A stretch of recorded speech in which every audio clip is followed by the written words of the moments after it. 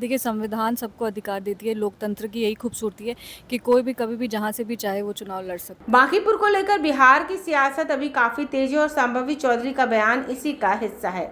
उन्होंने प्रशांत किशोर के चुनाव लड़ने के ऐलान पर कहा कि संविधान और लोकतंत्र की खूबसूरती यही है कि कोई भी व्यक्ति कहीं से भी चुनाव लड़ सकता है। लेकिन साथ ही उन्होंने साफ दावा किया कि बांकीपुर में जीत एनडीए की ही होगी और एनडीए के सभी कार्यकर्ता एकजुट होकर इस सीट को जीतेंगे।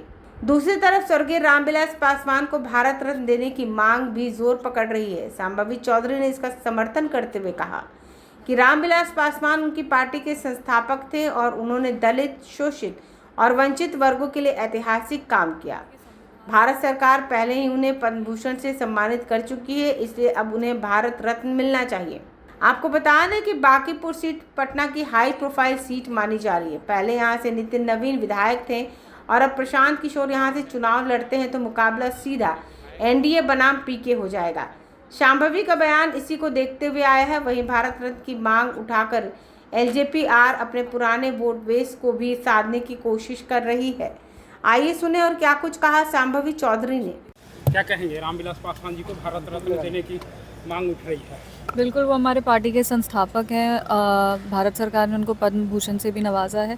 पर ऐसे में पार्टी के कार्यकर्ता और हम लोग सबको लगता है एक सांसद होने के नाते कि हमारे संस्थापक श्रद्धेय रामविलास पासवान जी ने जो भी देश के लिए किया है, दलित, वंचित, शोषित वर्ग के लिए किया है, उसको नज़रअंदाज नहीं किया जा सकता। उसको ध्यान में रखते हुए उनको भारत रत्न से ज़रूर सम्मानित करना चाहिए। बांकीपुर से चुनाव लड़ने वाले हैं, घोषणा कर दिया है। देखिए, संविधान सबको अधिकार देती है। लोकतंत्र की यही खूबसूरती है कि कोई भी कभी भी जहाँ से भी चाहे वो चुनाव लड़ सकते हैं।